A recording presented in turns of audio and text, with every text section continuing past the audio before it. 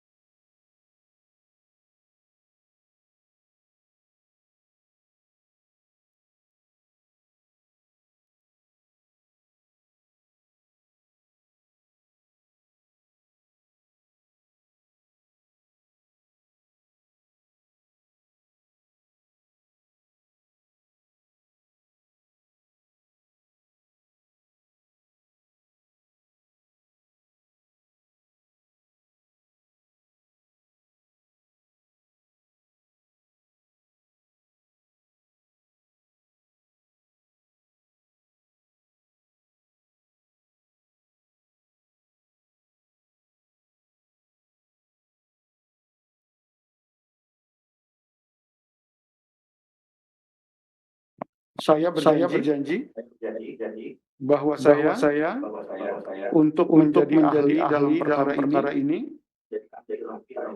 akan memberikan pendapat dan keterangan yang sebenarnya. Dan keterangan yang sebenarnya. Dan tidak lain daripada yang benar. Sesuai dengan pengetahuan dan keahlian saya.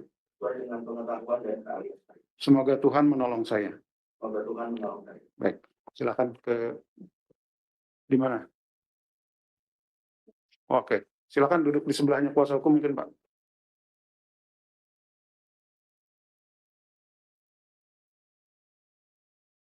Baik, untuk pertama kalinya mungkin terkait pertanyaan silakan dari penggugat mungkin ya akan menjawab.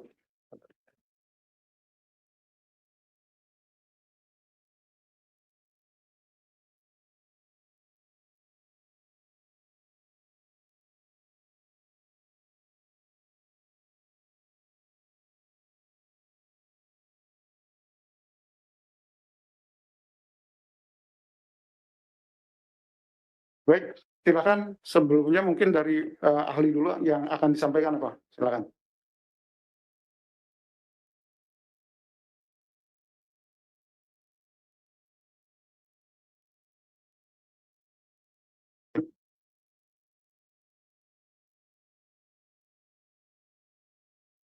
Ya, silakan. Bisa didekatkan. Ini kabelnya nggak cukup majelis. Oh iya, mohon maaf nih Pak, cuma satu. Ya, mungkin agak bergeser Pak. Atau izin majelis ahli tengah saja? Boleh silakan.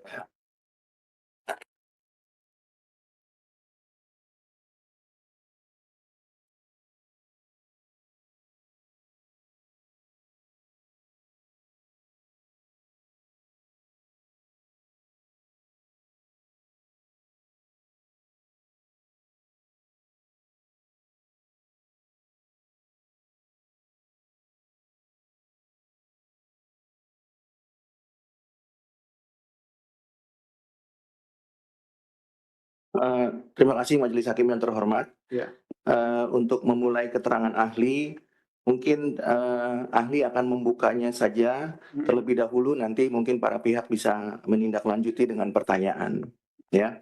Silakan.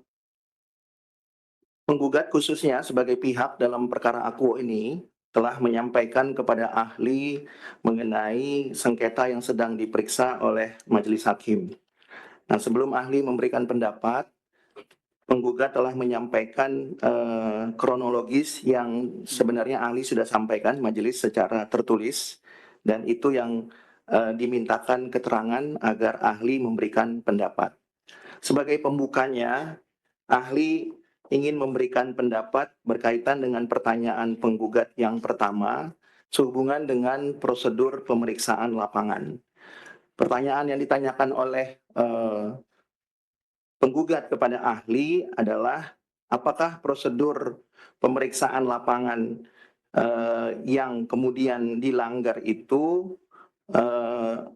pertanyaannya sederhananya ahli ulang, apakah prosedur pemeriksaan lapangan yang nanti ahli akan sebutkan di bawah ini itu dapat dilanggar, ya, dan apa akibat hukumnya, ya, serta upaya hukum apa yang dapat ditempuh.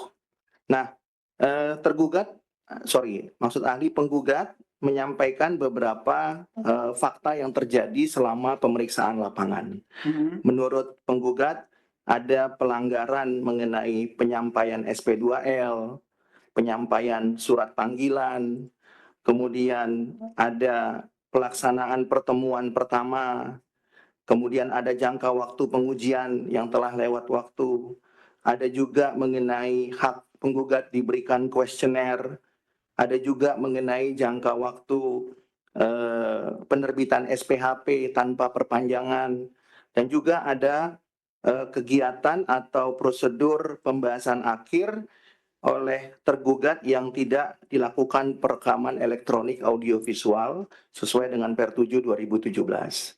Terkait dengan pelanggaran-pelanggaran tersebut, maka penggugat menanyakan kepada ahli, apakah prosedur itu memang bisa dilanggar atau memang siogianya tidak dapat dilanggar, dan kalaupun dilanggar, apa akibat hukumnya? Kemudian apa upaya hukum yang dapat ditempuh oleh wajib pajak sebagai pihak yang merasa haknya dirugikan, ya? Itu pertanyaan mendasar. Di dalam keterangan ahli, rumusan norma mengenai pelanggaran masing-masing yang tadi ahli sudah jelaskan telah ahli sampaikan secara tertulis majelis. Tapi yang menarik untuk dicermati adalah apakah prosedur pemeriksaan itu memang dapat dilanggar karena tidak ada sanksinya. Apakah begitu cara memahami hukum? Karena kita tahu bahwa tata cara pemeriksaan, atau kalau dalam terminologi hukum itu dikenal dengan hukum acara pemeriksaan pajak khususnya, ya, karena ada juga hukum acara pemeriksaan kepabeanan dan cukai. Nah, apakah hukum acara pemeriksaan pajak itu dapat dilanggar? Padahal hukum acara itu merupakan amanat undang-undang dengan alasan tidak ada sanksinya di dalam undang-undang KUP atau di dalam PMK tersebut. Dalam perkara akuo ini adalah PMK 17 tahun 2013 yang diubah dengan PMK 184 tahun 2015 dan kemudian terakhir diubah dengan PMK 18 tahun 2021. Kita tahu dalam perkara ini majelis bahwa hukum acaranya itu belum tunduk kepada hukum acara yang baru yang diatur di PMK 15 2025. Jadi masih merujuk kepada PMK yang lama. Nah, yang menjadi pertanyaan, ahli ulangi kembali, apakah pelanggaran-pelanggaran tersebut itu dapat dibenarkan? Dan kalau dapat dibenarkan, apakah memang hukum itu bisa memberikan legitimasi kebenarannya? Ya. Nah, untuk menjawab pertanyaan itu, maka kembali lagi ahli harus merujuk kepada hukum positif yang berlaku. Kita harus sepakat dulu bahwa konstitusi kita mengatur bahwa Indonesia itu rule of law. Kita harus sepakat itu dulu, ya. Kalau negara Indonesia adalah rule of law, maka harus terpenuhi 3 unsur. Yang pertama adalah supremacy of law. Artinya hukum harus jadi panglima. Apa yang dimaksud dengan hukum harus jadi panglima? Semua hukum yang berlaku dalam terminologi hukum disebut dengan hukum positif, itu harus menjadi panglima. Yang dimaksud dengan panglima adalah harus dipatuhi dan harus dipenuhi. Yang kedua adalah due process of law. Segala sesuatunya harus berdasarkan prosedur hukum. Dan yang ketiga adalah equality before the law. Ya, setiap orang warga negara sama kedudukannya di mata hukum. Antara penggugat dengan tergugat tidak ada yang lebih tinggi ya. Meskipun tergugat pejabat, penggugat warga negara tidak ada yang lebih tinggi. Nah, yang ditanyakan oleh penggugat ini adalah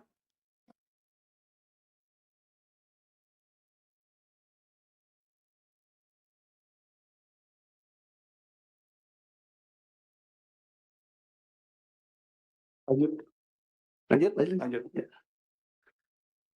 Ya.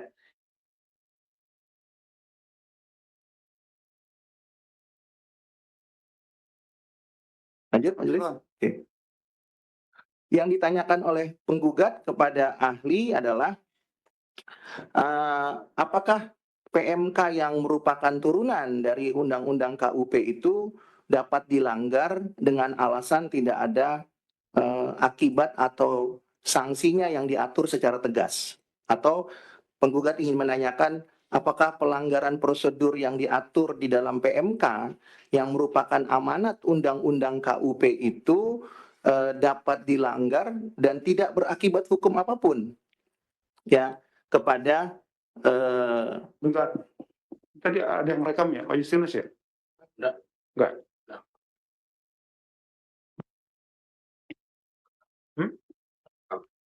Dengan HP-nya, bisa ditunjukkan nggak HP-nya? ini Login Zoom ya. Baik, silakan. Kan lanjutkan ahli. ya, terima kasih majelis Pak ahli lanjutkan. Jadi pertanyaan penggugat adalah apakah pelanggaran prosedur yang diatur di PMK 17/2013 yang merupakan amanat Undang-Undang KUP itu berakibat hukum atau sebaliknya tidak berakibat hukum karena memang tidak ada rumusan norma yang mengatur mengenai sanksinya di dalam PMK atau Undang-Undang KUP itu sendiri. Nah, tadi ahli sudah jelaskan mengenai konsep rule of law atau negara hukum. Itu diatur di konstitusi kita pasal 1 ayat 3 ya. Itu adalah merupakan induk hukum dari segala hukum ya, tentu di bawah Pancasila sebagai ideologi karena ideologi itu bukan hukum. Tapi hukumnya adalah konstitusi. Lalu di bawah konstitusi ada undang-undang lain yang merupakan pelaksanaan teknis daripada konstitusi kita. Nah, kalau kita merujuk kepada PMK, ada banyak prosedur di sana yang kemudian diatur secara teknis karena merupakan amanat pasal 31 ayat 1 Undang-Undang KUP. Tata cara pemeriksaan lebih lanjut diatur dengan peraturan Menteri Keuangan. Kenapa demikian? Karena kalau kita memahami legal drafting ya di Fakultas Hukum, undang-undang itu tidak pernah mengatur segala sesuatu yang sifatnya teknis. Undang-undang itu hanya mengatur sesuatu yang sifatnya konseptual, ya. Tidak mengatur hal-hal yang bersifat teknis, apalagi teknis administratif. Oleh karenanya, undang-undang mengamanatkan kepada peraturan yang lebih rendah. Hanya saja, dalam konteks pemeriksaan, peraturan yang lebih rendah itu tidak kemudian diatur di PP atau peraturan pemerintah sebagai hierarki satu tangga di bawah undang-undang, tapi kemudian diatur langsung oleh kewenangan yang ada di dalam pasal 8 Undang-Undang P3, yaitu peraturan menteri. Dalam hal ini adalah Menteri Keuangan. Jadi kalau kita lihat hierarkinya di Undang-Undang P3 nomor 13 tahun 2021 yang terakhir diubah dengan Undang-Undang 13 tahun 2022, maka menteri punya kewenangan membuat peraturan, ya. Nah, kewenangan itu diberikan karena amanat peraturan yang lebih tinggi atau karena kewenangannya. Dalam konteks pemeriksaan, Peraturan Menteri Keuangan Nomor 17 2023 ini diamanatkan oleh peraturan yang lebih tinggi, yaitu Undang-Undang KUP. Jadi, PMK ini mempunyai kekuatan hukum mengikat setara dengan undang-undang. Karena PMK mempunyai kekuatan hukum setara dengan undang-undang, maka keberlakuannya juga sama dengan undang-undang. Nah, yang menjadi pertanyaan, kalau begitu apakah PMK itu bisa dilanggar karena PMK itu tidak mengatur sanksi? Nah, untuk menjawab itu ahli harus merujuk lagi jawaban daripada tergugat yang diberikan penggugat kepada ahli. Tergugat mengatakan bahwa di dalam pasal 36 ayat 1 huruf D Undang-Undang KUP itu diatur sanksinya mengenai pembatalan SKP itu sepanjang prosedur yang dilanggar itu mengatur mengenai dua hal saja, atau pelanggaran prosedur yang bersifat limitatif. Pelanggaran prosedur yang pertama itu adalah SPHP tidak disampaikan, dan yang kedua pembahasan akhir hasil pemeriksaan tidak dilaksanakan. Jadi secara sederhana tergugat ingin mengatakan bahwa semua prosedur boleh dilanggar kecuali pasal 36 ayat 1 huruf D Undang-Undang KUP. Jadi PMK pun ya sepertinya dianggap oleh tergugat bisa dilanggar meskipun amanat undang-undang. Nah, ini menjadi sesuatu yang sangat krusial majelis hakim karena memang kalau kita beracara di pengadilan manapun di Republik ini tidak mungkin dibenarkan melanggar undang-undang ya di pengadilan manapun. Ahli pastikan itu. Di peradilan umum, di peradilan agama, di peradilan tun itu tidak mungkin ya. Nah, oleh karena itu pertanyaannya kembali penggugat ingin memastikan apakah betul kalau begitu pelanggaran yang bisa membatalkan SKP itu hanya terhadap dua hal yang bersifat limitatif tadi, tidak menyampaikan SPHP dan tidak kemudian melaksanakan pembahasan. Nah, untuk menjawabnya, ahli harus sampaikan dulu bunyi rumusan norma pasal 36. Bunyi rumusan norma pasal 36 ayat 1 huruf D itu mengatur mengenai Direktur Jenderal Pajak secara jabatan atau atas permohonan dapat membatalkan ya SKP karena tidak disampaikannya SPHP atau tidak dilaksanakannya pembahasan akhir hasil pemeriksaan. Nah, kalau kita memahami satu rumusan norma, maka kita harus menggunakan penafsiran. Ada beberapa penafsiran hukum yang diakui di negara Indonesia ya. Salah satunya adalah penafsiran tekstual dan juga penafsiran gramatikal. Nah, kalau kita bicara penafsiran tekstual, pasal 36 ayat 1 huruf D itu mengatakan Direktur Jenderal Pajak secara jabatan atau atas permohonan. Jadi rumusan norma pembukaannya itu adalah rumusan norma yang mengatur mengenai kewenangan Direktur Jenderal Pajak, bukan kewenangan majelis hakim. Ya, dan jelas di dalam Undang-Undang KUP itu lingkupnya kewenangannya dirjen atau kewenangan pejabat eksekutif, bukan kewenangan pejabat yudikatif.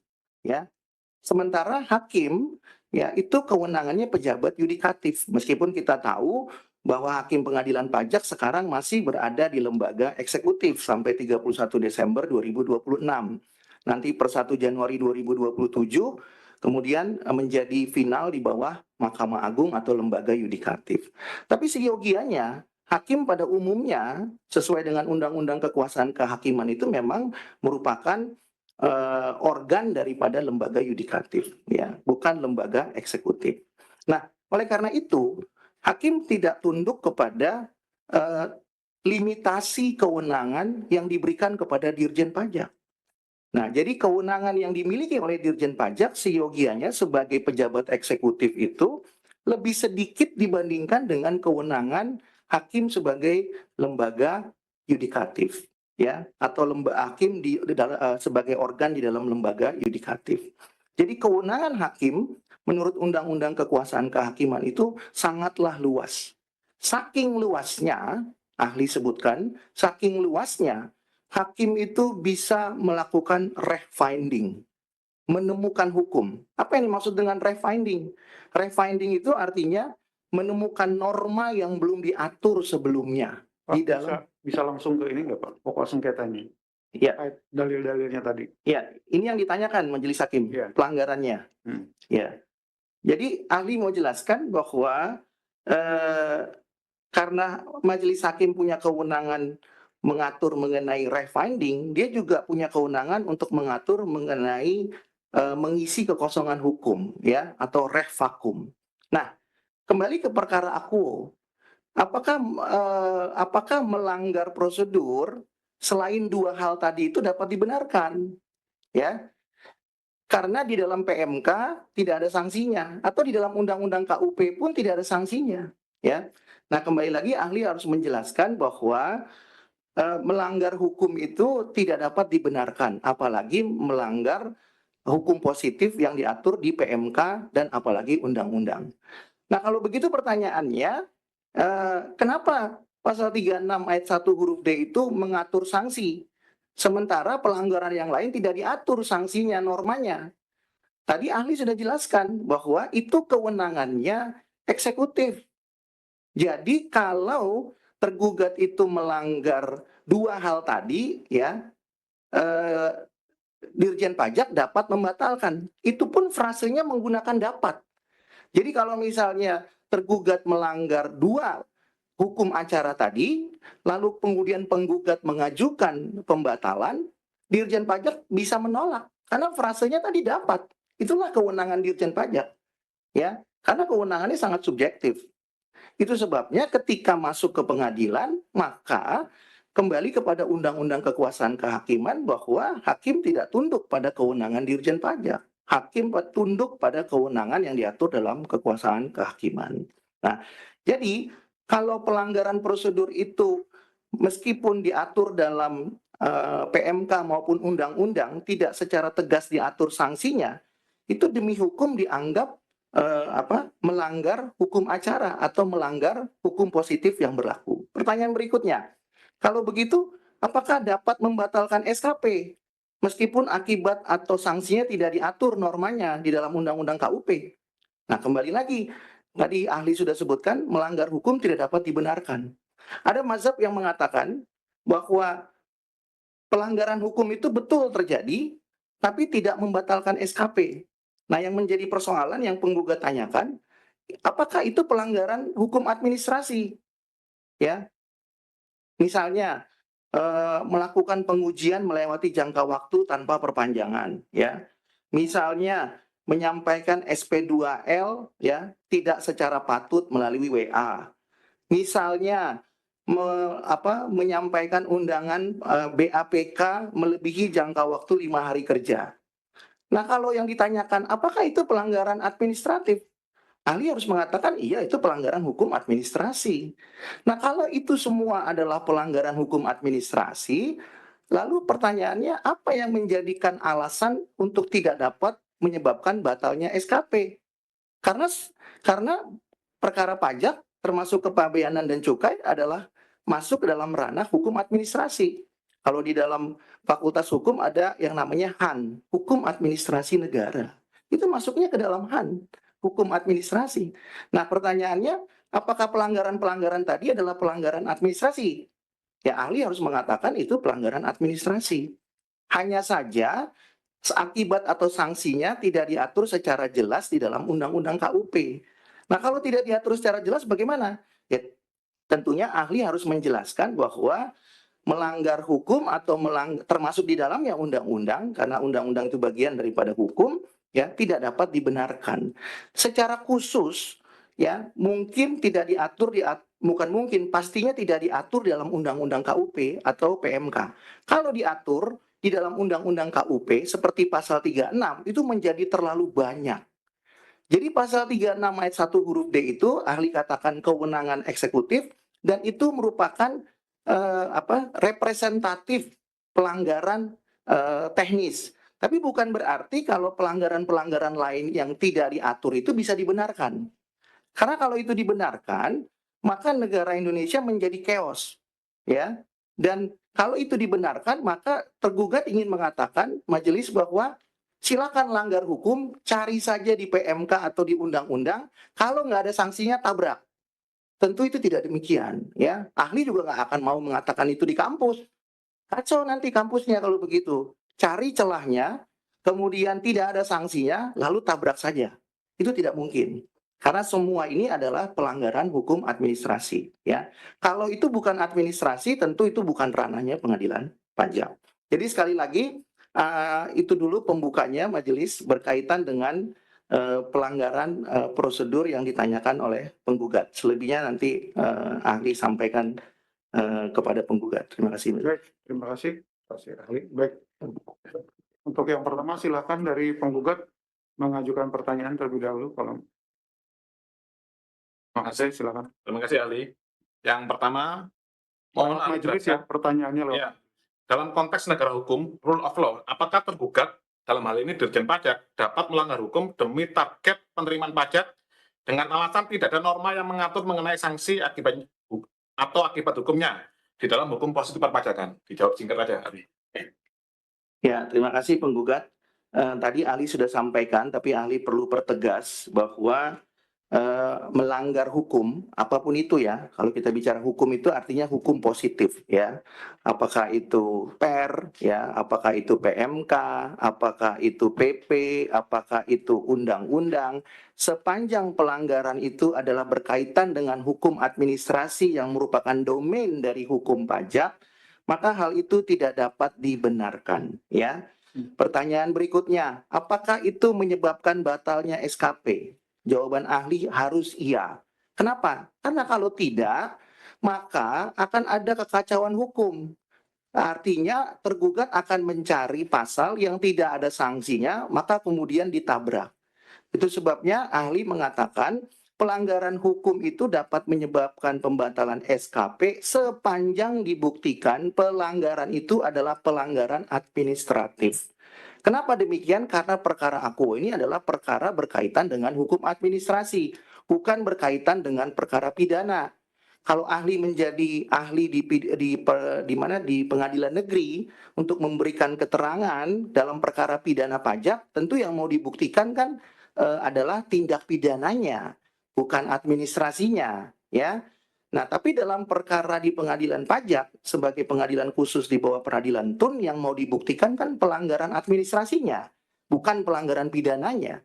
Nah, oleh karena itu, ahli harus katakan, apapun alasannya bagi tergugat, ya, tadi penggugat mengatakan, apakah itu dalam rangka mencari target penerimaan pajak, apakah itu dalam rangka menjalankan tugas sebagai pegawai Direktorat Jenderal Pajak, itu apapun alasannya melanggar hukum dalam konteks hukum administrasi tidak dapat dibenarkan dan harusnya menyebabkan batalnya keputusan yang diterbitkan oleh tergugat. Demikian penggugat. Baik, silakan lanjut. Ya, ini langsung ahli, ini dua pertanyaan saya gabung sekaligus. Mohon ahli jelaskan, apakah kuasa hukum tergugat selaku penerima kuasa yang berwenang mewakili Dirjen Pajak, tapi tidak dapat menunjukkan surat tugas yang mencantumkan hubungan hukum antara tergugat dengan Dirjen Pajak. Itu ahli nanti jelaskan sekalian. Ini ahli. Jadi, apakah pernyataan kuasa hukum tergugat yang menyatakan bahwa undang-undang administrasi permeteran dalam perkara di pengadilan pajak adalah hal yang percuma, sia-sia, dapat dikategorikan sebagai contempt of court atau penghinaan terhadap pengadilan? Karena dari PPID Kementerian Keuangan sudah menyatakan bahwa pegawai DJP dan DJBC ahli itu sudah saya konfirmasi menyatakan bahwa kedua-duanya adalah harus tunduk pada Undang-Undang AP dan Undang-Undang ASN. Nah, ini ada wakil dari Dirjen Pajak yang dimana Dirjen Pajak ini pun adalah dari Kementerian Keuangan, itu menyatakan bahwa tidak perlu mengerjakan ahli kalau menjelaskan Undang-Undang AP akan sia-sia. Apakah termasuk contempt of court dan hubungan hukumnya? Bentar, Pak. Kalau yang contempt of court menurut majelis itu tidak relevan. Tadi yang surat tugas saja. Silakan. Ya, terima kasih penggugat. Pertanyaannya, ini pertanyaan yang sangat baik dan ini sering dipersoalkan di pengadilan manapun, ya, di pengadilan negeri, termasuk pengadilan tipikor, ya, pengadilan yang memeriksa perkara perdata, perkara pidana, ya pengadilan tun, termasuk pengadilan agama juga sering dipersoalkan, ya. Jadi perlu ahli jelaskan bahwa apa sih yang dimaksud dengan surat tugas, ya. Kalau dalam konteks perkara yang diwakili oleh pejabat, maka surat kuasa itu atau surat tugas itu dipersamakan dengan surat kuasa, ya. Jadi ada persamaan resiprokal, ya, antara surat tugas dengan surat kuasa. Surat kuasa itu biasanya digunakan oleh pihak yang kedudukannya bukan bagian daripada lembaga eksekutif, ya. Jadi adalah betul-betul murni sebagai warga negara, ya. Maka biasanya digunakan surat kuasa. Tapi kalau konteksnya adalah yang berperkara atau beracara di pengadilan itu adalah lembaga eksekutif, ya, atau pejabat pemerintahan di bidang tertentu, biasanya pemberian kuasa itu diberikan dalam format yang disebut dengan surat tugas. Ya, Sema Mahkamah Agung ada banyak, ya, telah menjelaskan bahwa kedudukan surat tugas itu sama dengan surat kuasa, ya. Nah, yang perlu ahli jelaskan berkaitan dengan pertanyaan penggugat tadi adalah mengenai sah tidaknya surat tugas tersebut atau surat kuasa tersebut. Kita tahu di pengadilan pajak yang berperkara itu ada 3 pihak sebagai tergugat atau terbanding.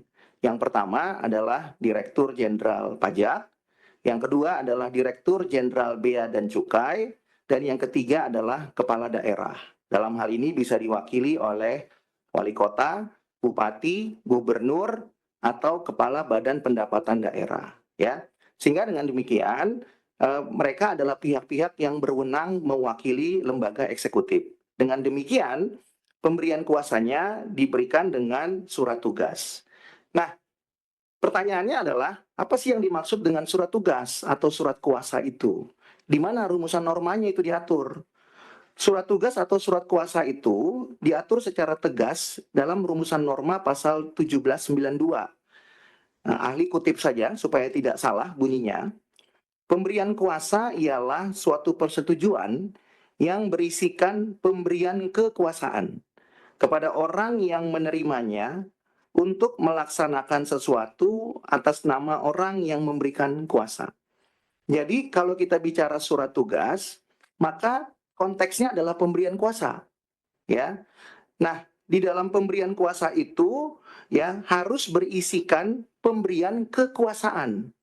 Nah, pertanyaannya, pemberian kekuasaannya itu dari siapa atau oleh siapa? Dalam perkara aku, pemberian kuasa atau pemberian kekuasaan itu dilakukan oleh seorang pejabat yang bernama Direktur Jenderal Pajak, ya. Nah, oleh karena pemberian kekuasaan itu diberikan oleh seorang pejabat yang diberi title Direktur Jenderal Pajak, maka yang berwenang memberikan kuasa tersebut adalah Direktur Jenderal Pajak, ya. Bahwa kemudian Direktur Jenderal Pajak itu mempunyai jajaran yang sangat banyak di bawahnya. Apakah ada Kakanwil, apakah ada direktur, apakah ada Kabid, Kasubdit, dan seterusnya. Tentu pemberian kekuasaan tersebut harus dijelaskan secara tegas, ya, di dalam surat tugas, ya. Ahli berikan contoh, misalnya kasus yang kemarin heboh itu, ya, perkara Hasto, ya, Sekjen PDIP. Kan KPK pun mengirimkan timnya, ya, dengan surat tugas. Jadi surat tugasnya juga sempat dipertanyakan oleh tim pemohon, ya. Kenapa surat tugasnya tidak jelas, ya kan? Siapa pimpinan KPK-nya? Maka ketika itu dipertanyakan, maka majelis hakim menunda persidangan sampai surat tugasnya diperbaiki. Kalau kemudian sampai sidang berikutnya tidak diperbaiki, maka tentunya kuasa daripada termohon dalam hal ini adalah KPK, ya, tidak perlu hadir.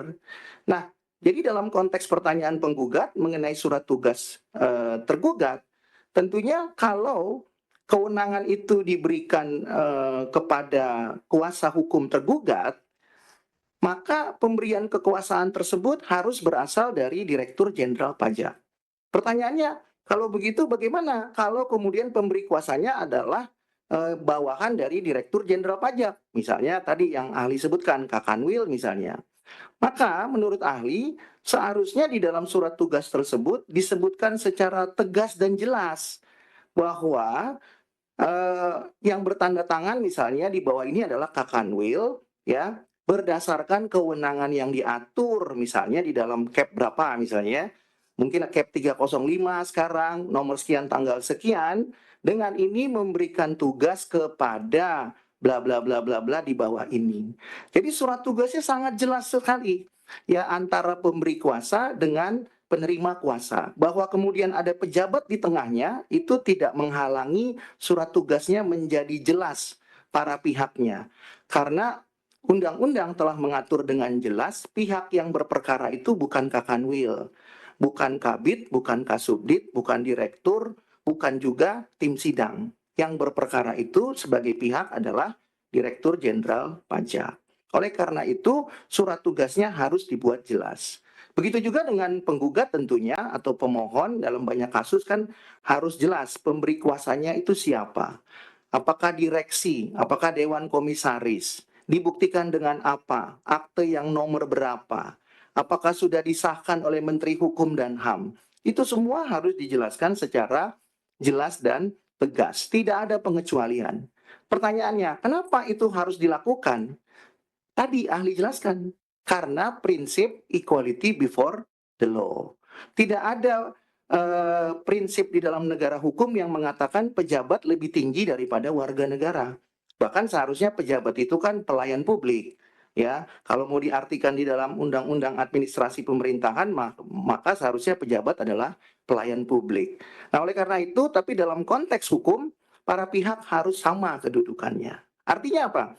Artinya kedudukan itu tidak hanya berlaku di dalam lingkup luar pengadilan, tapi juga berlaku di dalam pengadilan. Ya, kedudukannya harus sama. Ya, jadi ketika surat kuasa diperiksa oleh majelis hakim secara jelas, ya, secara terang, maka surat tugas juga harus dilakukan secara sama. Nah, itu yang ahli punya pengalaman di pengadilan yang lain. Sama. Tadi ahli sudah katakan contoh kasusnya yang tadi ahli berikan. Tidak ada perbedaannya. Nah, oleh karena itu, ahli mengatakan seharusnya di dalam surat tugas itu dicantumkan secara jelas pemberi kuasanya. Kalaupun ada pihak lain, ya dijelaskan juga ya pihak lain yang memberikan itu dasarnya apa. Sehingga pemberian kuasanya menjadi sangat jelas ya. Dan kembali lagi, surat tugas atau surat kuasa itu diperiksa dengan jelas adalah untuk memastikan prinsip hukum dari negara hukum yang kedua, yaitu due process of law. Kalau surat tugas tidak diperiksa dengan tegas dan jelas, tapi surat kuasa diperiksa sedetail mungkin, maka selain tidak memenuhi unsur equality before the law, juga ada dugaan pelanggaran due process of law. Karena prosedur hukum itu sama bagi setiap orang, setiap warga negara, setiap pihak. Tidak ada perbedaannya.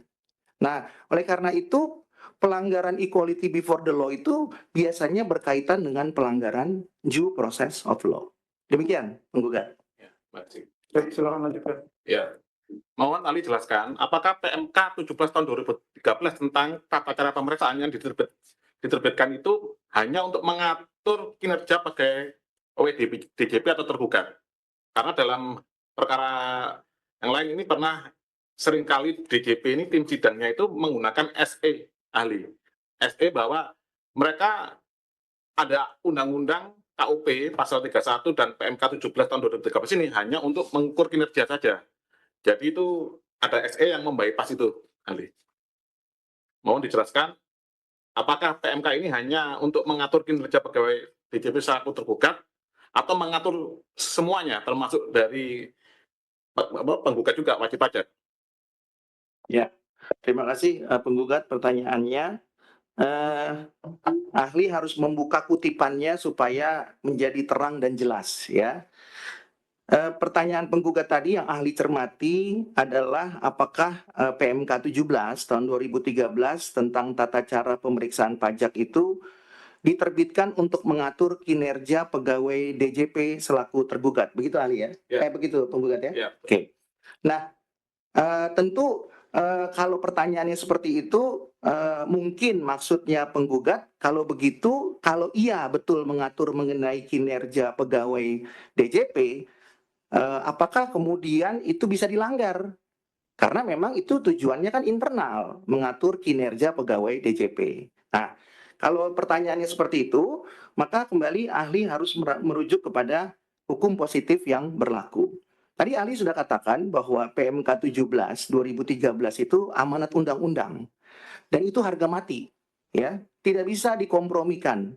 Tidak ada orang yang bisa mengatakan bahwa PMK 17 itu adalah peraturan yang terbit berdasarkan kewenangan atau di pasal 8 Undang-Undang P3.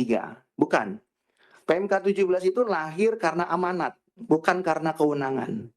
Oleh karena PMK 17 lahir karena amanat, maka PMK 17 itu mempunyai kekuatan hukum sama dengan undang-undang. Apapun alasannya tidak bisa dilanggar.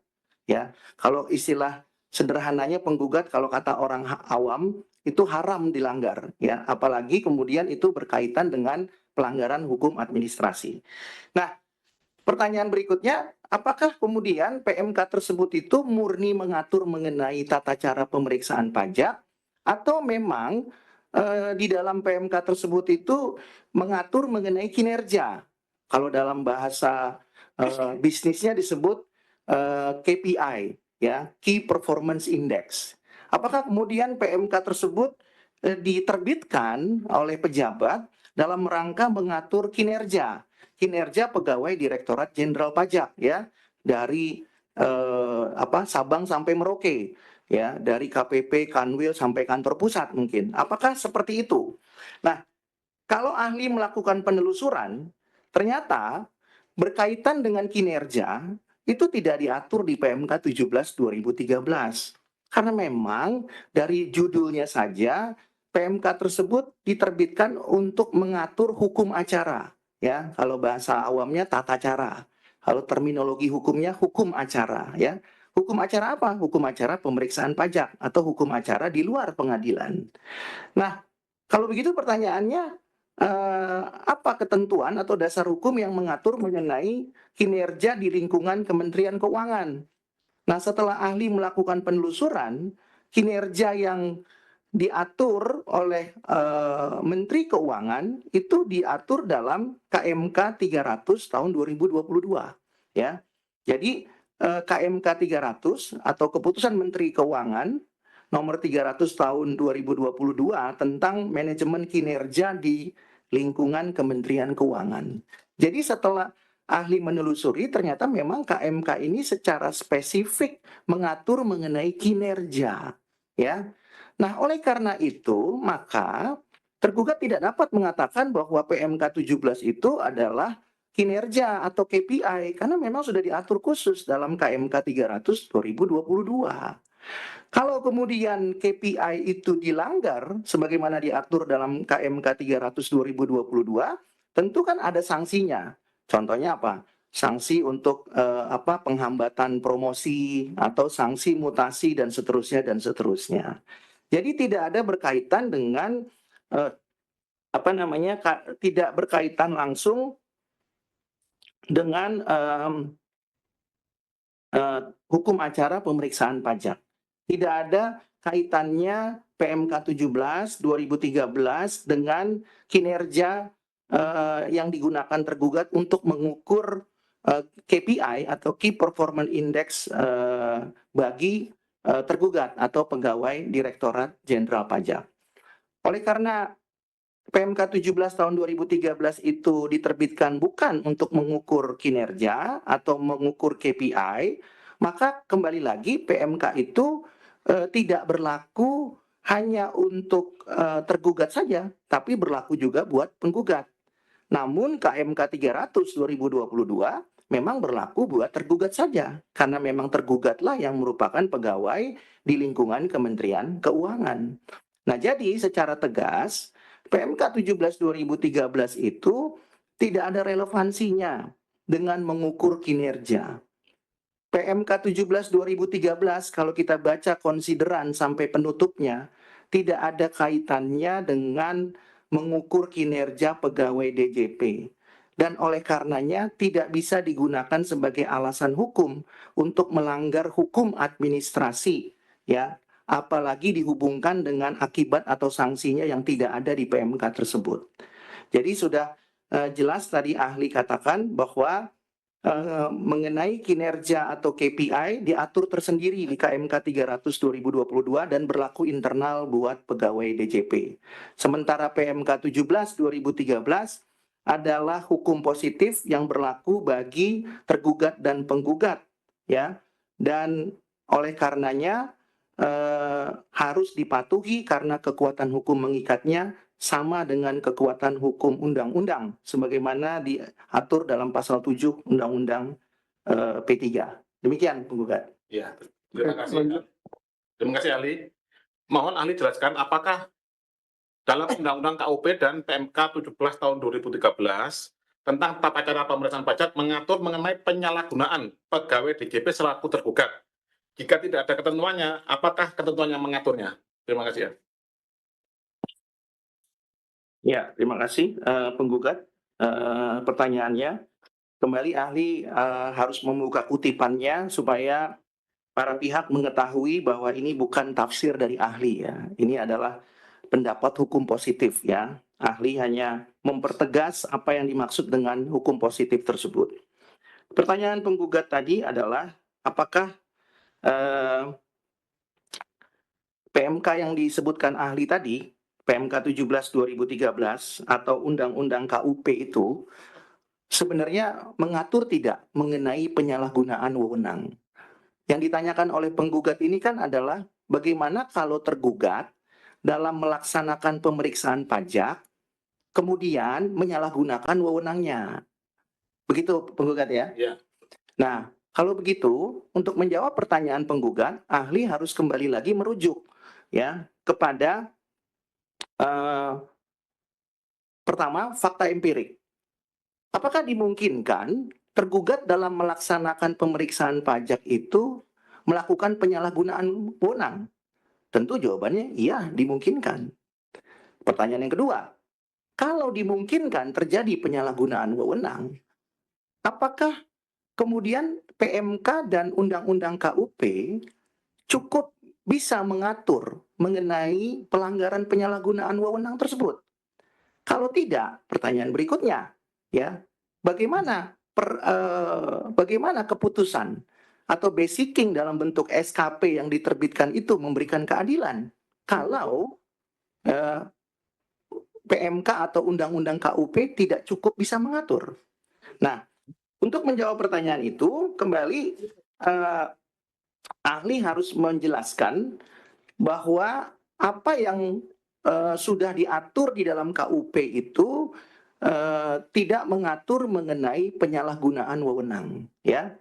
Yang diatur di dalam KUP, khususnya pasal 36A ayat 2, itu adalah rumusan norma yang mengatur mengenai tindakan atau perbuatan, maksud ahli, tindakan atau perbuatan di luar kewenangan. Jadi harus dibedakan penggugat antara tindakan perbuatan di luar kewenangan dengan penyalahgunaan wewenang. Kalau konteksnya di luar kewenangan, itu tentu sudah sangat jelas. Misalnya, ya, misalnya pegawai loket di KPP kemudian melakukan pemeriksaan pajak kepada penggugat. Itu di luar kewenangannya, itu sudah sangat jelas. Tapi pertanyaannya, bagaimana kalau pemeriksa pajak menyalahgunakan wewenangnya? Nah, itu yang nggak diatur di KUP. Karena bertindak di luar kewenangan berbeda dengan penyalahgunaan wewenang. Penyalahgunaan wewenang itu jelas membuktikan bahwa tergugat atau pemeriksa pajak itu berwenang. Karena berwenang, namun yang bersangkutan menyalahgunakan wewenangnya. Ya, baik karena bertindak atau berbuat melampaui kewenangannya, atau bertindak atau berbuat tanpa dasar kewenangan. Tapi yang bersangkutan itu berwenang. Ya, nah jadi pertanyaan mengenai penyalahgunaan wewenang itu tidak secara eksplisit diatur di dalam Undang-Undang KUP.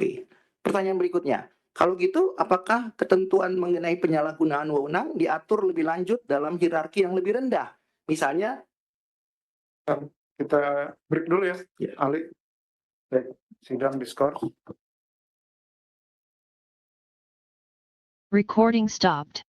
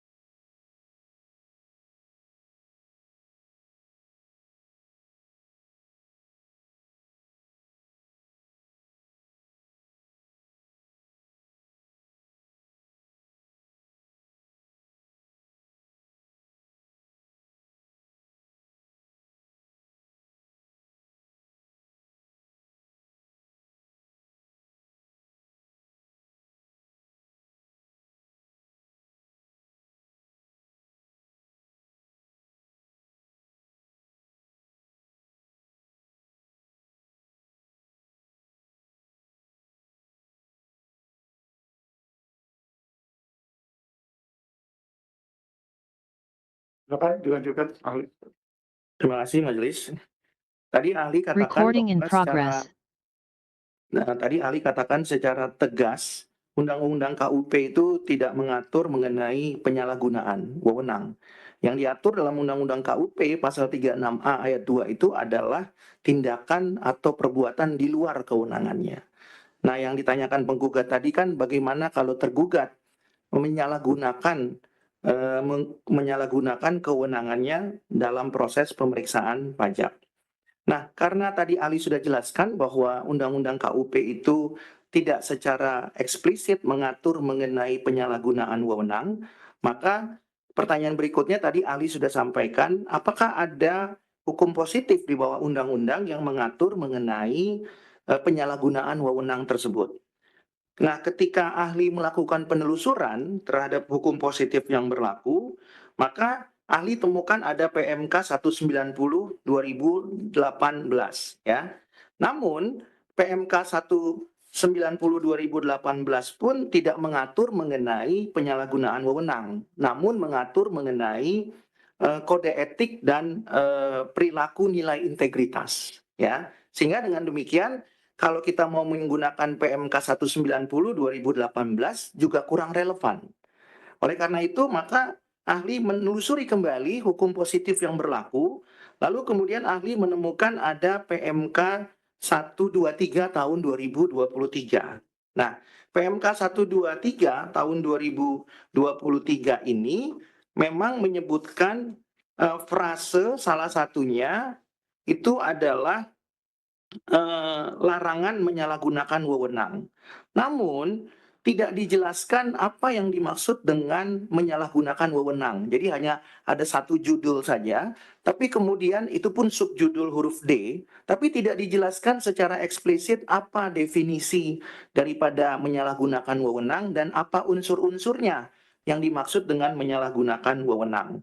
Ahli bisa memaklumi karena memang PMK 123 2023 itu diterbitkan dalam rangka mengatur tata cara pemeriksaan pelanggaran disiplin dan penjatuhan hukuman disiplin di lingkungan Kementerian Keuangan.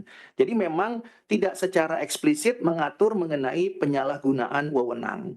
Nah, oleh karena itu ahli tidak berhenti sampai di situ, namun ahli melakukan penelusuran dan pada akhirnya ahli harus mengatakan bahwa ketentuan yang mengatur mengenai penyalahgunaan wewenang itu memang hanya diatur satu-satunya di dalam Undang-Undang 30 tahun 2014 tentang administrasi pemerintahan, khususnya di pasal 17 ayat 2, ya. Karena di dalam rumusan norma pasal 17 ayat 2 telah dengan jelas disebutkan bahwa larangan penyalahgunaan wewenang, ya. Jadi dijelaskan satu persatu.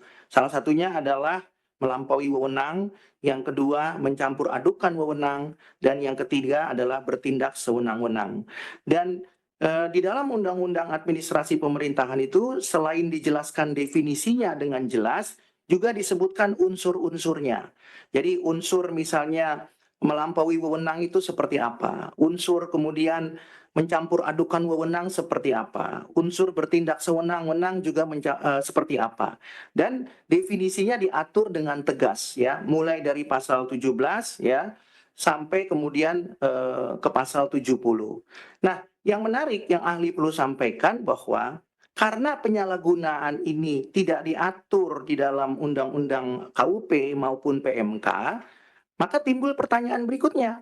Pertanyaan berikutnya adalah, bisakah kita mengesampingkan Undang-Undang Administrasi Pemerintahan padahal tergugat adalah pejabat pemerintahan? Karena menurut tergugat, ya, berdasarkan keterangan yang disampaikan oleh penggugat kepada ahli, tergugat hanya fokus kepada hukum pajak saja. Nah, tadi ahli sudah jelaskan bahwa hukum di bidang perpajakan, baik itu Undang-Undang KUP maupun PMK, tidak mengatur penyalahgunaan wewenang. Nah, kalau tergugat sebagai pemeriksa pajak melakukan indikasi atau dugaan penyalahgunaan wewenang, apakah perkaranya tidak bisa diperiksa? Tentu jawabannya bisa. Apa buktinya? Karena ada lembaga gugatan di situ, di pengadilan pajak.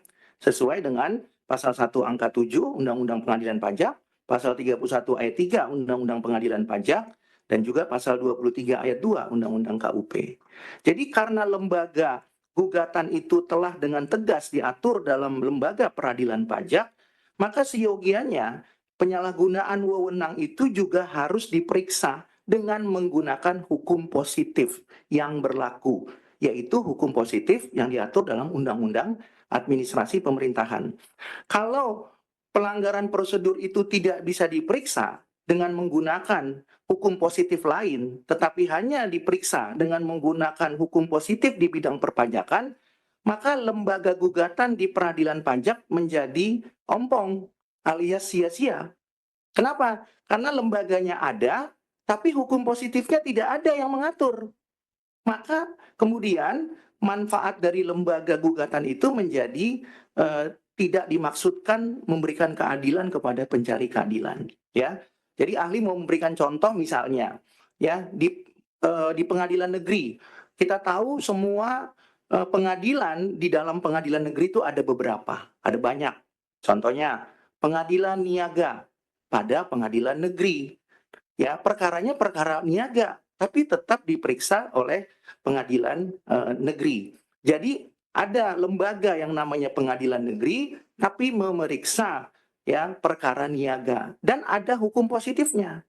Begitu juga misalnya pengadilan HAM pada pengadilan negeri, sama perkaranya adalah HAM, hukum positif di bidang HAM juga ada, tapi hukum positif di bidang peradilan umum juga ada, ya, sehingga kemudian itu bisa memberikan keadilan. Nah, kalau ahli mau buat relevansinya kepada perkara pajak, kalau lembaga gugatan itu ada di pengadilan pajak, diatur secara tegas dalam hukum acara peradilan pajak, maka harus ada hukum positif yang mengatur mengenai pelanggaran prosedur. Pertanyaannya, kalau pelanggaran prosedur itu tidak ada di dalam hukum pajak, bisakah menggunakan hukum yang lain? Nah, jawabannya tentu bisa.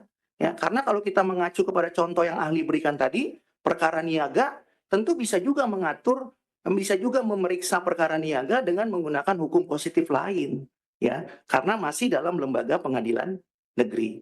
Nah, jadi kembali lagi ahli ingin mengatakan bahwa dengan diaturnya lembaga gugatan di pengadilan pajak, maka semua pelanggaran prosedur sepanjang mengenai pelanggaran hukum administrasi dapat diperiksa dengan menggunakan hukum di bidang perpajakan. Namun, jika hukum di bidang perpajakan tidak cukup mengaturnya, maka harus diakomodir hukum positif di bidang lain, supaya manfaat lembaga gugatan di pengadilan pajak itu dapat memberikan keadilan kepada para pihak yang mencari keadilan. Jadi sederhananya, ahli ingin mengatakan bahwa KUP maupun PMK yang tadi ahli sudah jelaskan tidak mengatur secara tegas mengenai penyalahgunaan wewenang. Dan oleh karenanya, lembaga legislatif dan lembaga eksekutif telah merumuskan satu hukum positif dalam bentuk Undang-Undang 30 tahun 2014, yaitu Undang-Undang Administrasi Pemerintahan.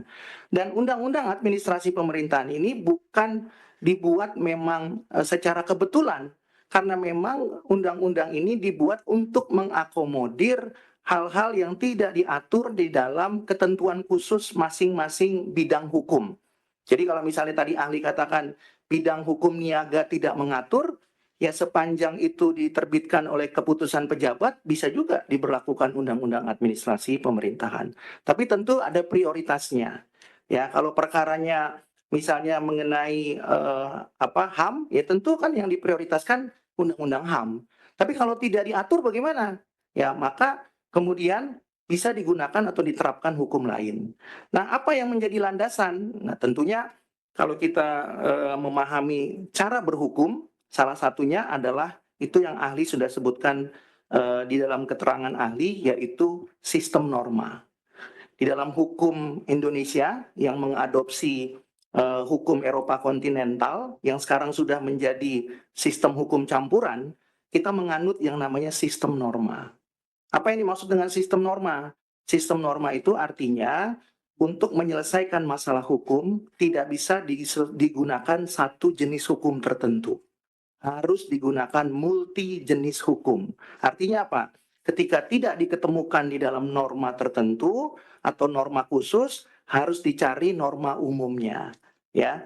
Dan yang kedua, yang dimaksud dengan sistem norma adalah diberlakukannya prinsip-prinsip atau asas hukum. Misalnya asas lex specialis derogat legi generali, ya. Ketentuan khusus mengesampingkan ketentuan umum. Tapi kalau ketentuan khusus nggak mengatur, maka berlaku asas generalia sunt propenanda singularibus. Ketentuan umum tetap berlaku sepanjang ketentuan khusus tidak mengaturnya. Begitu juga dengan asas lex posterior derogat legi priori. Ya, artinya ketentuan yang baru mengesampingkan ketentuan yang lama.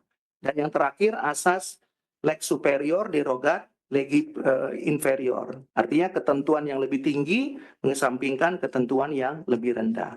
Itu salah satu penerapan daripada sistem norma, ya. Tentu ada bentuk penerapan-penerapan lain yang mungkin ahli bisa sampaikan dalam perkara yang lain yang mungkin lebih relevan majelis. Jadi sementara itu yang bisa saya sampaikan kepada penggugat. Baik, penggugat sama ahli tolong perhatikan waktunya ya. Majelis kasih waktu sampai 12.30. Silakan. Terima kasih majelis. Ini pertanyaan terakhir, ahli. Dalam bukti P17 yang disampaikan oleh penggugat, ya ini adalah bukti mengenai, ini ahli. Ya. Mengenai, mungkin dari majelis bisa dilihat juga P17, mengenai jawaban PPD Kementerian Hukum yang mengatakan surat edaran adalah bukan merupakan peraturan perundang-undangan. Namun, dalam pengadilan pajak ada beberapa majelis yang malah menggunakan SE ini untuk memenangkan tergugat ahli. Walaupun tergugat telah melanggar undang-undang maupun peraturan Menteri Keuangan. Menurut ahli sependapat dengan pendapat Kementerian Hukum atau sependapat dengan ini hakim dari yang memenangkan tergugat karena menggunakan SE. Dan ini juga sinkron dengan jawaban PPID Kementerian Keuangan yang memang tidak bisa menjawab ahli. Jadi antara PPID Kementerian Hukum dan Kementerian Keuangan itu beda. Jadi kalau Kementerian Keuangan tidak bisa menjawab tegas apakah SE ini merupakan peraturan perundang-undangan. Yang terakhir juga ini menyambung dengan mengenai surat kuasa tadi yang mewakili Dirjen Pajak. Apabila itu tidak dapat ditunjukkan ahli, kewenangan atau cantolan hukumnya antara tergugat dengan tim sidang, apakah bisa dianggap semua penjelasan tertulis, semua tanggapan, dan lain-lainnya itu batal, tidak bisa dimasukkan ke dalam putusan pengadilan. Baik, terima kasih penggugat pertanyaannya. Mungkin ahli akan menjawab pertanyaan yang nomor 2 dulu majelis karena masih berkaitan dengan apa yang ahli sudah sampaikan tadi di awal. Tadi ahli sudah katakan bahwa legal standing atau kedudukan hukum daripada tergugat Direktur Jenderal Pajak itu harus terlebih dahulu dibuktikan sebelum persidangan dimulai. Itu di pengadilan manapun. Kalau penggugat nonton TV ya, maka para kuasa atau para praktisi yang mewakili kuasa atau kuasa pemohon, kuasa termohon ya, kuasa penggugat, kuasa tergugat itu mempersoalkannya sebelum persidangan ya. Nah, ketika majelis hakim melihat ada yang tidak sesuai atau salah satu pihak berkeberatan, maka tugas majelis adalah menghentikan persidangan, bukan melanjutkan persidangan. Karena kalau dilanjutkan persidangannya, maka legal standing yang tidak jelas dianggap jelas nantinya, ya. Dan itu terjadi di pengadilan manapun, lagi-lagi ahli harus katakan, ya. Nah, itulah kewenangannya majelis hakim untuk memimpin sidang penggugat. Kewenangannya untuk menunda sidang, untuk kemudian melanjutkan sidang, dan melakukan hal-hal yang dianggap perlu demi tercapainya keadilan. Nah, oleh karena itu, kalau tadi penggugat mengatakan bahwa kemudian di dalam surat tugasnya itu belum jelas, ya maka harus diperjelas terlebih dahulu. Begitu penggugat ya. Dan kalau kemudian ada pihak-pihak yang masih keberatan, ya tentunya pihak-pihak yang keberatan itu dapat terus mempertanyakan itu sampai kemudian ada kejelasan. Ya, itu yang ahli bisa sampaikan penggugat berkaitan dengan surat tugas tadi. Dan mungkin tambahan ahli adalah tentu Pak ahli yakin bahwa semua hakim itu tidak terbelenggu oleh apapun termasuk juga dengan jangka waktu ya. Kenapa demikian? Karena memang betul hukum acara peradilan pajak mengatur mengenai jangka waktu pemeriksaan. Untuk gugatan 6 bulan bisa menjadi 9 bulan, untuk banding 12 bulan bisa menjadi 15 bulan. Tapi dalam rangka mencari keadilan di pengadilan manapun kadang-kadang itu terlewati. Dan hakim tidak bisa diberikan sanksi. Kenapa? Karena memang tujuannya untuk memberikan kesempatan bagi para pihak mengajukan alat bukti. Dan oleh karena itu di dalam hukum acara peradilan pajak penggugat pengucapan putusan itu memang tidak dibatasi. Kenapa? Karena memang majelis hakim punya kewenangan untuk kemudian menganalisis semua alat bukti yang sudah disampaikan. Jadi kembali lagi menurut ahli tentunya majelis hakim punya kewenangan untuk itu dan kemudian kewenangan itu harus berkeadilan. Kemudian pertanyaan penggugat tadi yang pertama ya. Iya. Yang pertama tadi mengenai SE.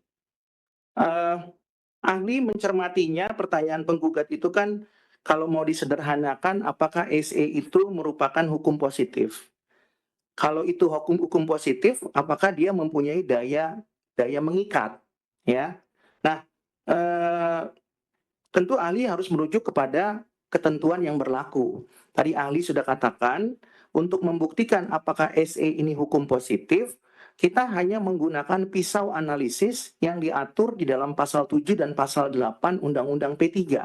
Hanya itu saja pisau analisisnya, tidak ada yang lain.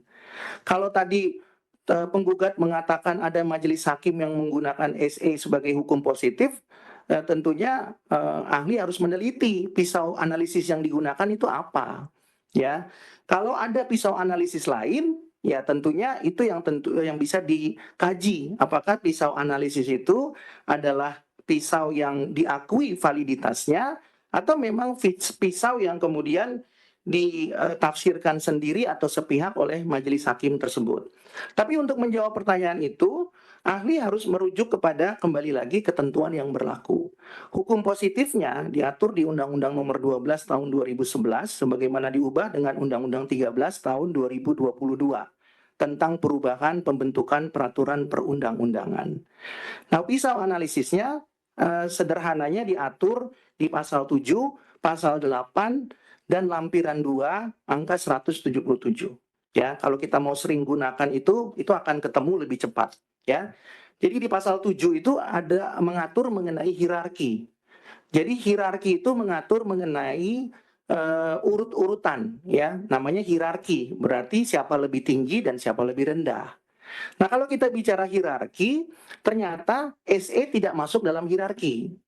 Ya. Namun demikian pertanyaannya, kalau begitu apakah itu punya daya ikat atau daya mengikat? Nah, untuk menjawab pertanyaan itu kita gunakan pasal 8 sepanjang pasal 7 tidak memenuhi.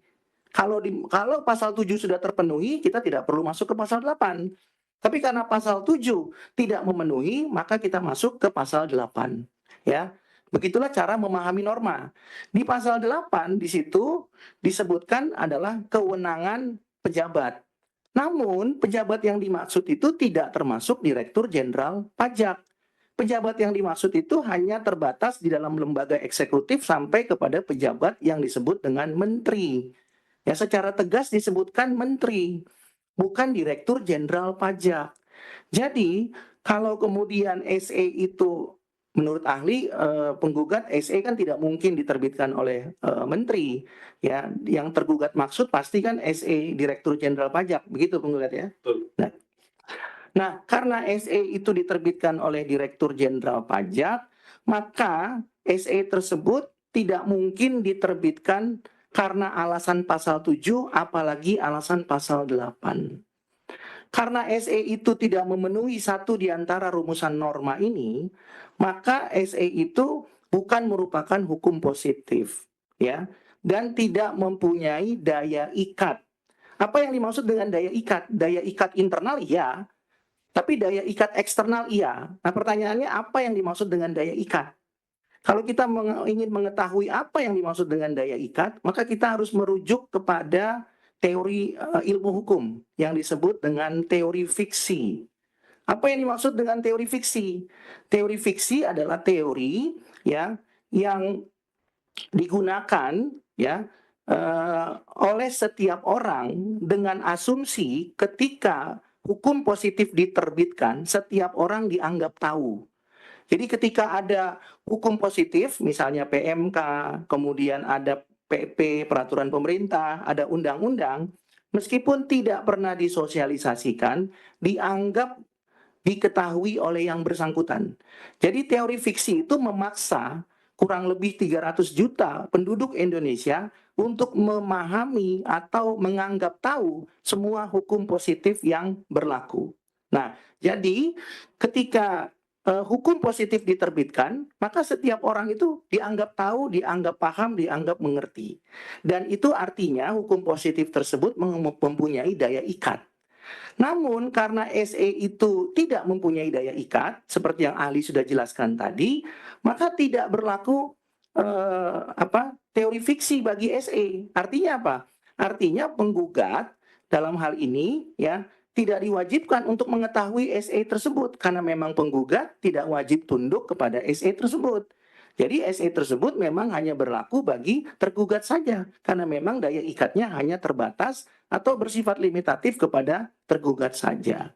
Nah, oleh karena itu, maka ahli harus katakan bahwa SE itu bukan hukum positif dan tidak mempunyai daya ikat. Kalau kemudian tadi tergugat mengatakan PPID tidak memberikan jawaban secara jelas, ya ahli harus mengatakan kepada penggugat bahwa PPID itu adalah lembaga eksekutif. Nah, bagaimana untuk menguji kebenarannya? Maka penggugat harus menempuh upaya hukum lain, misalnya ya penggugat bisa mengajukan penyelesaian sengketa kepada KIP, atau penggugat bisa mengajukan judicial review. Kalau nanti judicial review-nya di NO, ya baik itu di Mahkamah Agung ya atau mungkin di Mahkamah Konstitusi, itu membuktikan bahwa SE itu bukan merupakan hukum positif. Karena hanya hukum positif yang bisa di judicial review, ya, yang bukan hukum positif tidak bisa di judicial review. Jadi itu salah satu indikator bahwa SE itu bukan merupakan hukum positif. Kalau itu diberlakukan, maka yang menjadi pertanyaan, pisau analisisnya apa? Kalau pisau analisisnya tidak ada, maka penerapannya menjadi bertentangan dengan hukum yang berlaku, teori ilmu hukum yang berlaku, asas yang berlaku, ya, sehingga kemudian menurut ahli relevansinya kurang tepat. Demikian penggugat. Ya, terima kasih ahli.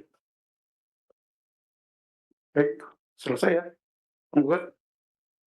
Baik, terima kasih. Baik, Baik. mohon izin majelis. Ini dari mana ini? Dari kuasa penggugat majelis. Baik, mohon izin satu lagi pertanyaan majelis. Silakan Pak. Baik, terima kasih majelis hakim.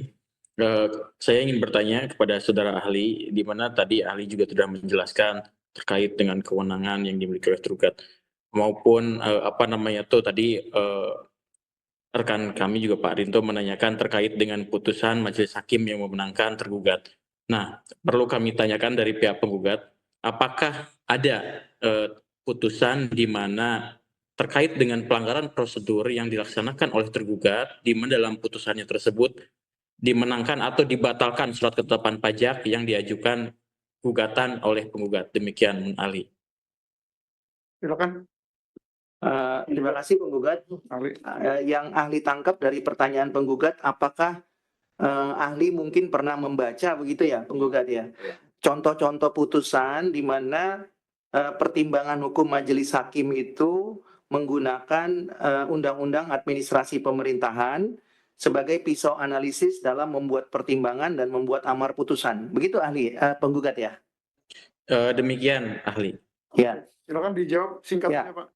Ya, terima kasih penggugat pertanyaannya. Jawabannya ada penggugat ya. Jadi kalau nanti penggugat ingin tahu, nanti ahli akan berikan beberapa contoh putusannya.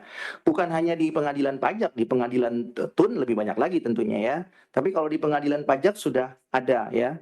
Bahkan ada beberapa hakim yang memang mempunyai pertimbangan hukum yang menurut ahli suatu terobosan ya, suatu terobosan. Ahli berikan contoh ya. Misalnya dalam perkara kepabeanan di pengadilan pajak ya hampir 14 majelis itu tidak kemudian mengakomodir gugatan terhadap perkara kepabeanan, misalnya SPKTNP, SPTNP, SPP. Tapi ada hakim yang mengakomodir bahwa itu bisa diajukan gugatan ya di lembaga gugatan. Itu contoh-contoh putusan yang mempunyai pertimbangan hukum terobosan ya. Nah, berkaitan dengan undang-undang administrasi pemerintahan, ahli sudah menemukannya penggugat ya. Nanti kalau memang penggugat memerlukannya, nanti ahli bisa sampaikan. Dan pertimbangan hukumnya cukup baik menurut ahli ya. Jadi nanti kalau diperlukan ahli siap untuk memberikannya atau menjelaskannya lebih lanjut. Terima kasih, penggugat. Baik, cukup ya. Baik, dari tergugat silakan.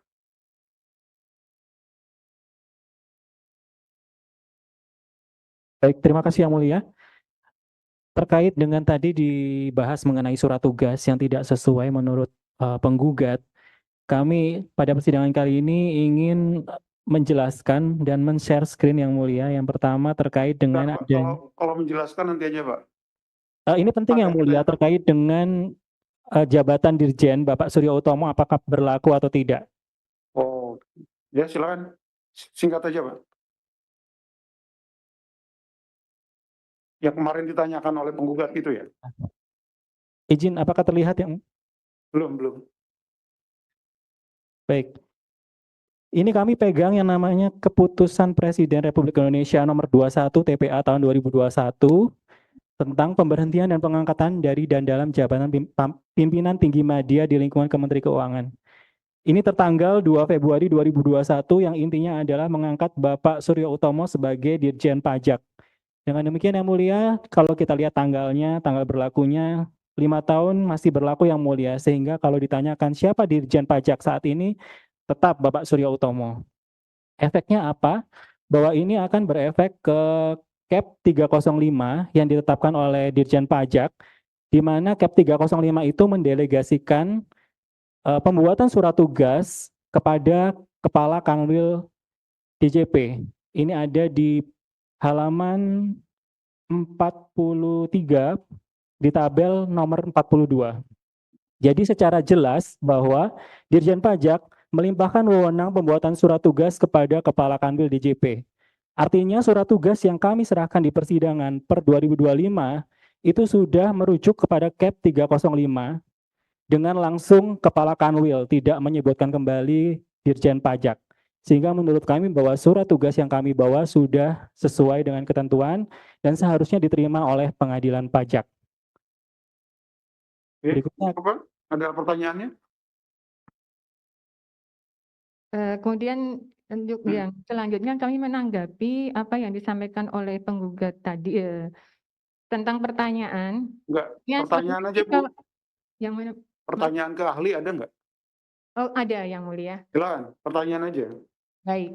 Mengingat yang menjadi petitum dalam sengketa ini adalah pembatalan surat ketetapan pajak, maka kami bertanya pada ahli, apakah ahli sependapat bahwa norma hukum tentang pembatalan hasil pemeriksaan pajak atau SKP dari hasil pemeriksaan telah diatur secara jelas dalam perundang-undangan perpajakan? Cukup jawab singkat yang mulia. Silakan. Izin majelis terakhir kurang jelas pertanyaannya. Diulangi lagi terbanding kayaknya memang kurang volumenya. Mungkin bisa lebih dekat. Silakan. Baik. Apakah ahli sependapat bahwa norma hukum tentang pembatalan hasil pemeriksaan pajak atau SKP dari hasil pemeriksaan telah diatur secara jelas dalam perundang-undangan perpajakan? Silakan. Ya, terima kasih tergugat pertanyaannya. Ahli ingin memastikan pertanyaannya sesuai dengan yang tergugat sampaikan. Tadi ahli menyampaikan pertanyaan apakah pembatalan SKP telah diatur secara jelas di dalam Undang-Undang KUP begitu ya? Dalam Atau hukum di perundang-undangan bidang perpajakan, perpajakan ya, tadi? termasuk dalam KUP. Oke. Terima kasih pertanyaan tergugat. Jawaban daripada ahli tidak jelas. Kenapa tidak jelas? Ahli berikan tadi penjelasan di awal sudah sangat komprehensif. Pasal 36 ayat 1 huruf D tergugat tidak menggunakan frase mandatori atau absolut. Pasal 36 ayat 1 huruf D menggunakan frase dapat. Artinya, tadi ahli sudah jelaskan, itu kewenangan subjektivitas. Jadi, Dirjen Pajak boleh membatalkan, boleh juga tidak membatalkan. Kenapa? Karena tugas Dirjen Pajak tergugat bukan memberikan keadilan. Yang memberikan keadilan itu pengadilan. Tugas Dirjen Pajak mencari target penerimaan pajak. Maka frase yang digunakan itu adalah dapat. Meskipun wajib pajak bisa membuktikan tidak ada SPHP, tidak ada pembahasan, tapi itu kewenangan Dirjen Pajak untuk membatalkannya. Itu sebabnya tadi ahli katakan tidak bisa pelanggaran itu dibatasi hanya kepada dua hal ini. Yang lain bisa dilanggar. Padahal yang lain itu juga pelanggaran hukum administrasi. Kalau itu yang menjadi dasar, maka negara Indonesia akan chaos tadi ahli katakan. Maka semua orang akan mencari celah dengan melanggar hukum dengan cara mencari norma yang mengatur mengenai akibat atau sanksinya. Padahal hukum pajak adalah hukum administrasi. Ya, ini bukan hukum pidana. Kalau hukum pidana yang mau dibuktikan itu adalah deliknya, mens reanya. Tapi kalau administrasi yang dibuktikan adalah pelanggaran administratifnya. Di mana pelanggaran administratifnya? Ya, Nah, dan semua yang disampaikan di dalam PMK 17 tahun 2013 itu amanat undang-undang. Jadi sebenarnya PMK itu ya kedudukannya sama dengan undang-undang. Hanya saja dalam legal drafting, pembuatan undang-undang itu tidak boleh mengatur secara teknis. Tapi daya ikatnya sama. Jadi kalau ahli mau menjelaskan adalah pembatalan SKP kalau bisa dipindahkan di dalam di PMK ada juga pembatalan SKP. Pembatalan SKP dan juga maksud ahli gini, pelanggaran prosedur ya yang ada di dalam PMK ya kalau bisa dipindahkan ke dalam undang-undang maka undang-undang itu menjadi tebal, pasalnya menjadi banyak. Ya. Maka karena menggunakan ilmu legal drafting di dalam hukum, maka dibagilah porsinya. Porsi mengenai konseptual diatur di undang-undang, porsi mengenai teknis administratif diatur di dalam peraturan yang lebih rendah. Misalnya peraturan Menteri Keuangan atau peraturan Direktur Jenderal Pajak. Jadi, apa yang diatur di PMK ya termasuk mengenai pembatalan SKP ya itu dan juga pelanggaran-pelanggaran lain itu sebenarnya sama dengan apa yang diatur di dalam undang-undang ya. Nah, kalau tadi tergugat mengatakan sudah jelas itu bersifat juga relatif dan subjektif karena frasa yang digunakan dapat ya. Apapun alasannya itu kewenangan subjektif. Itu sebabnya tergugat ketika tergugat menerbitkan keputusan menolak misalnya permohonan pembatalan SKP lalu ditolak. Pertanyaan ahli adalah, apakah di dalam keputusan itu ada alasan penolakan? Tidak ada tergugat. Coba perhatikan keputusan tergugat. Tidak ada, yang ada hanya menolak. Kenapa demikian? Karena pasal 36 ayat 1 huruf D mengatur mengenai rumusan norma yang bersifat subjektif. Itu sebabnya frasenya dimulai dengan kata Direktur Jenderal Pajak dapat. Bukan hakim pengadilan pajak dapat, bukan. Ya. Nah, jadi kembali lagi untuk membuktikan keadilannya memang harus dibawa kepada pengadilan. Ya. Nah, oleh karena itu kalau tergugat ingin mengatakan bagaimana memastikannya? Ya tergugat silakan nanti minta kepada DPR supaya frase dapatnya itu dihilangkan. Ya, baru itu jelas. Tapi sepanjang itu bersifat alternatif, tidak bersifat mandatori apalagi absolut, maka sifatnya adalah subjektif. Ya. Dan lagi-lagi untuk mengetahui kenapa keputusan wajib pajak itu ditolak, wajib pajak harus mengajukan permohonan. Permohonan alasan penolakan. Tidak ada di dalam basicing itu alasan penolakan.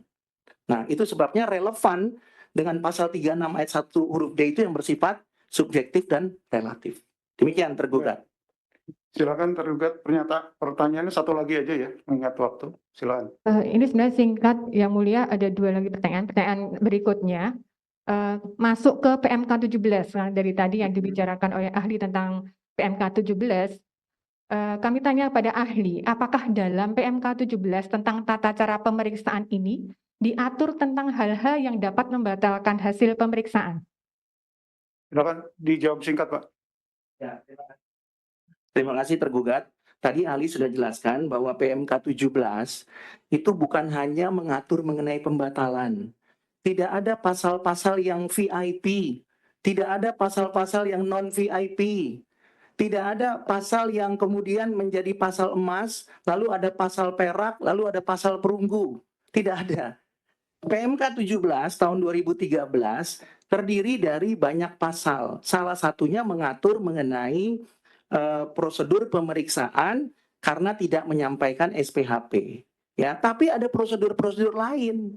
Pertanyaannya, apakah prosedur penyampaian SPHP menjadi lebih berharga daripada prosedur jangka waktu pengujian? Tidak ada normanya. Oke, saya jawab ya. Jadi ahli ingin menjelaskan kepada tergugat jangan terkesima kalau kemudian ada norma yang mengatur mengenai penyampaian SPHP dan kemudian pelaksanaan pembahasan akhir hasil pemeriksaan itu merupakan pasal emas dibandingkan dengan pasal-pasal lain. Artinya tergugat ingin mengatakan dua pasal ini tidak boleh dilanggar, tapi pasal-pasal lain boleh dilanggar. Tidak ada seperti itu tergugat. Baik, Terima kasih. ada lagi satu lagi singkat aja Pak, Bu, tergugat. Baik, satu lagi tentang asas legalitas mungkin ya. Jadi apakah sebuah tindakan bisa diberikan hukuman melebihi yang sudah diatur? Mohon. Maksudnya gimana Bu? Apakah? Apakah sebuah tindakan bisa diberikan hukuman melebihi yang sudah diatur? Mengingat di tadi contohnya di PMK 17 tentang tata cara pemeriksaan, ini sebenarnya ada bab tersendiri tentang pembatalan pemeriksaan pajak. Maka kami ingin tanyakan ke ahli, ketika sudah ada aturan, ini bisa melanggar asas legalitas karena sebuah tindakan bisa diberikan hukuman melebihi yang sudah diatur. Untuk itu kami tanyakan kepada ahli, apakah sebuah tindakan bisa diberikan hukuman melebihi yang sudah diatur? Silakan. Terima kasih tergugat pertanyaannya. Pertanyaan tergugat tadi, apakah pejabat atau tergugat itu dapat diberikan hukuman melebihi apa yang sudah diatur, dikaitkan dengan asas legalitas, begitu ya tergugat ya? Oke, untuk menjawab pertanyaan itu ahli harus menjelaskan dulu supaya tergugat dan penggugat paham apa yang dimaksud dengan asas legalitas. Ya, asas legalitas itu adalah asas di mana seseorang atau warga negara itu wajib tunduk kepada hukum positif yang berlaku. Jadi asas legalitas itu bukan hanya berkaitan dengan sanksi. Nah ini tergugat harus paham nih ya. Jangan sampai dimaknai bahwa asas legalitas itu hanya berkaitan dengan sanksi atau akibatnya. Asas legalitas itu adalah asas kepastian. Ya, ahli berikan contoh. Ya, ketika peraturan gubernur diterbitkan dilarang merokok, nggak ada sanksinya. Lalu pertanyaannya, apakah peraturan itu harus dipenuhi apa harus diabaikan? Berdasarkan asas legalitas, maka di tempat di mana peraturan itu diberitahukan, maka larangan merokok berlaku. Tergugat tidak bisa menafsirkannya, karena nggak ada sanksinya, saya bisa tetap merokok. Itu yang dimaksud dengan asas legalitas. Jadi hukum positif itu mengatur. Apa yang diatur? Yang diatur ya hukumnya. Apakah itu dilarang? Apakah itu ada sanksinya? Yang pasti diatur legalitasnya. Namanya legalitas ya. Diatur kehukumannya. Nah, kalau mau dibuat bahasa awamnya begitu. Nah, tadi Ali sudah berikan contoh. Dilarang merokok. Pertanyaannya, kan nggak ada sanksinya. Saya nggak bisa masuk penjara nih kalau saya merokok. Paling cuma diusir sama satpam. Pertanyaannya, kalau gitu, boleh dong saya merokok. Kalau berangkat dari asas legalitas, tetap tidak boleh merokok. Nah, pertanyaan berikutnya, kalau gitu kalau merokok bagaimana? Nah, kalau di pergubnya tidak diatur, ya dicari di peraturan yang lain, sistem norma tadi. Itu cara berhukum tergugat. Ya, kalau kita mengakui negara Indonesia negara hukum. Jadi sistem norma mengatakan kalau ada yang belum jelas sepanjang sudah terpenuhi syarat-syarat pelanggaran hukum administrasi, maka dicari sistem normanya. Karena ini berkaitan dengan hukum administrasi, ya dicari dimulai dari hukum positif di bidang administrasi. Misalnya apa? Misalnya undang-undang administrasi pemerintahan. Dicari, itu kata sistem norma.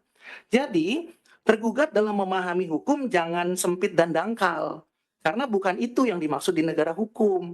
Kalau terlalu sempit dan dangkal, maka negara kita pasti akan kacau balau alias chaos. Kenapa? Karena dimaknai hukum itu bersifat multitafsir dan bunglon. Apa yang dimaksud dengan multitafsir dan bunglon? Singkat aja Pak, nggak usah Ya. banyak-banyak. Jadi maksudnya tergugat, multitafsir dan bunglon itu artinya warga negara itu akan memenuhi hukum, akan patuh kepada hukum kalau ada sanksinya saja yang diketahui oleh warga negara itu.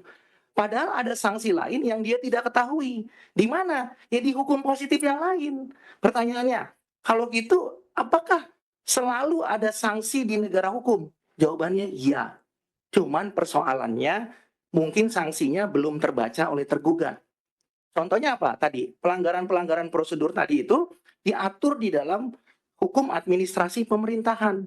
Pejabat tidak boleh melampaui wewenang, tidak boleh bertindak sewenang-wenang dan Sudah seterusnya. disampaikan tadi. Ya. Iya. Jadi cara berhukumnya seperti itu tergugat, bukan kemudian memilih-milih sesuai dengan yang disukai oleh tergugat. Demikian. Baik, terima kasih ahli. Baik, lanjut Ibu.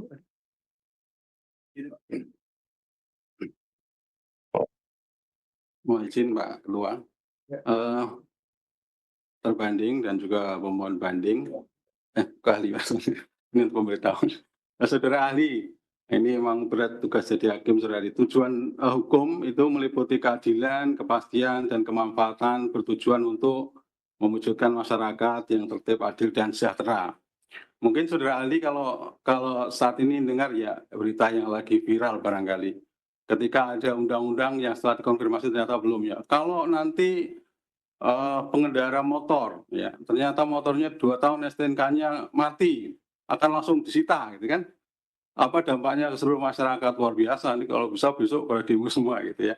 Itu satu kebijakan dari aparat pemerintah. Itu dari sisi masyarakat. Tadi Saudara Ali juga menyinggung tentang ASN ya. Kalau ASN itu bekerja kita anggap prosedur lah ya, tata tertib gitu.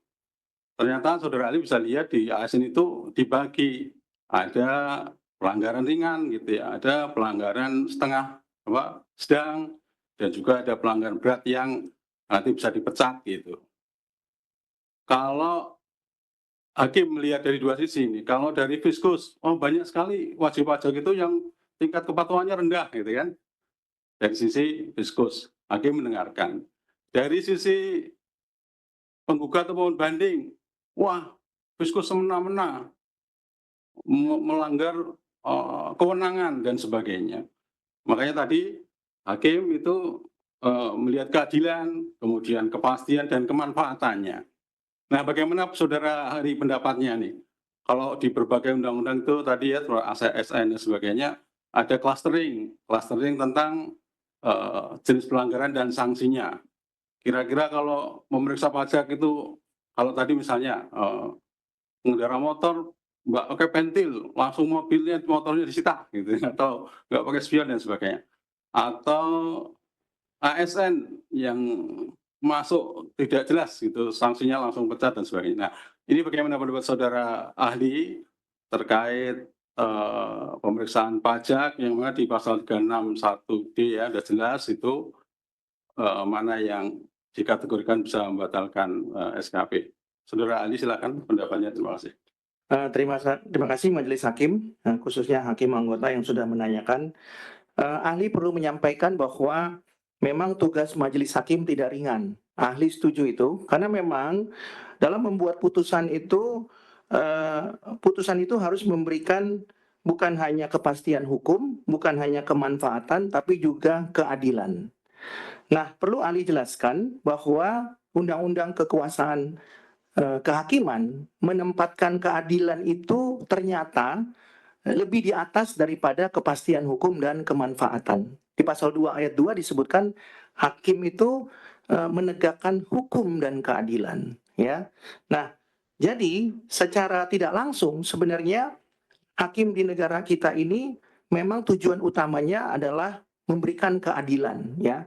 Kalau kepastian hukum dan kemanfaatan atau kemaslahatan itu adalah hal-hal yang bisa diperiksa terlebih dahulu. Tapi mohon maaf, maksudnya terkait sanksi dan pelanggarannya itu. Kalau itu ya, ranahnya hakim. Ya, jadi kalau berkaitan dengan sanksi tadi, Majelis Hakim, kembali lagi sanksi yang disampaikan oleh Majelis Hakim tadi itu kan sepertinya Majelis Hakim ingin menanyakan apakah itu berkeadilan, begitu Majelis ya? Sanksi-sanksi yang tadi Majelis sampaikan tadi. Tadi misalnya di Undang-Undang ASN gitu ya, ada clustering mana yang bisa dipecat gitu kan. Kalau tadi kepolisian tadi ada yang mana yang bisa disita langsung motornya. Nah, ini gimana pendapat seorang ahli ini terkait dengan pelanggaran pemeriksaan pajak? Ya, kembali lagi terima kasih Majelis. Ahli harus mengatakan begini.